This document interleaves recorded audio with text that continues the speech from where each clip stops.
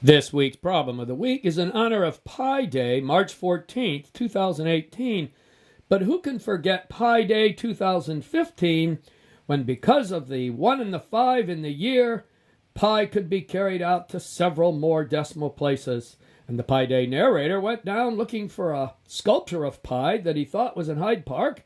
He was going to take a selfie, but the sculpture had been moved. So he had to settle and round off pi to the nearest whole number, and he took a selfie by the 3-mile mark of the Lakefront Trail. And then Fleet Feet Sports sponsored a Pi Day Pi Kilometer fun run. But then when they printed the t-shirts, they got one of the digits of pi wrong, so the t-shirt became a collector's item.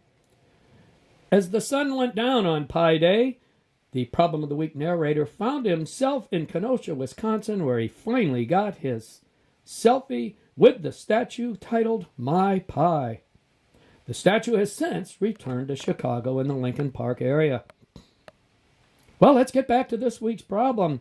Let's pretend that both the circle and the square have area of 1. And we'll start with the square. If s squared is equal to 1, since 1 times 1 is 1, each side of the square is 1. And now let's look at the circle. If pi r squared equals 1, then r squared equals 1 divided by pi. And if two things are equal, then their square roots are equal. So r is equal to the square root of 1 over pi. Well, that can be simplified to just 1 over the square root of pi.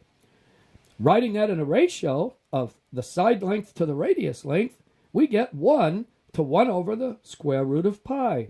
And we'll accept that answer. You can take that ratio and simplify it and get root pi to 1. The American Mathematical Association, who we borrowed this problem from, just accepted root pi as an answer. But the problem of the week likes ratios expressed as a comparison of two numbers, but we'll accept it. If you use 3.14 as an approximation for pi, you would have gotten the square root of pi, or the square root of 3.14 to 1, or if you took that square root and rounded to the nearest hundredth, 1.77 to 1. If you like to write your ratios with counting numbers, 177 to 100, or just 1.77, all of these answers acceptable as answers to this week's problem of the week.